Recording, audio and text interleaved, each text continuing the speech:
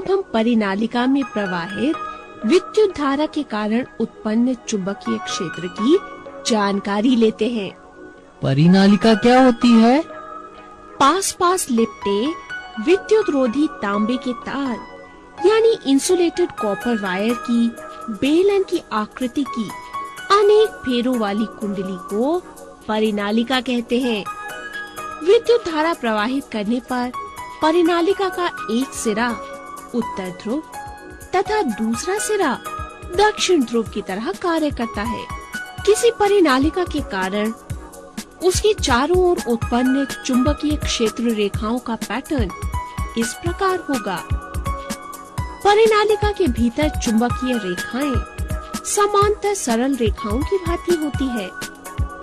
इससे पता चलता है कि किसी परिनालिका के भीतर सभी बिंदुओं पर एक समान चुंबकीय क्षेत्र होता है। अब आप इस परिनालिका को एक लकड़ी के स्टैंड पर वर्टिकली फिट करें और अब इस परिनालिका में एक नर्म लोहे की छड़ को फिक्स करें।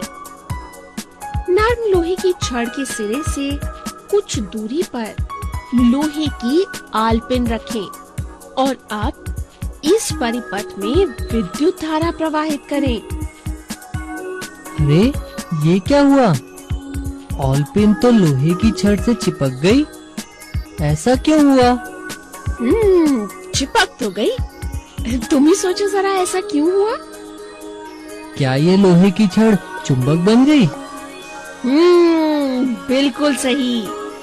परिनालिका में धारा प्रवाहित करने पर उसमें एक प्रबल चुंबकीय क्षेत्र उत्पन्न होता है और परिनालिका के भीतर एक नर्म लोहे की छड़ रखने पर वो चुंबक बन जाती है और इस प्रकार बने चुंबक को विद्युत चुंबक यानी इलेक्ट्रोमैग्नेट कहते हैं। विद्युत धारावाही चालक का चुंबकीय क्षेत्र चुंबक को भी प्रभावित करता है। विद्युत धारावाही चालक के निकट रखे चुंबक पर बल आरोपित करता है।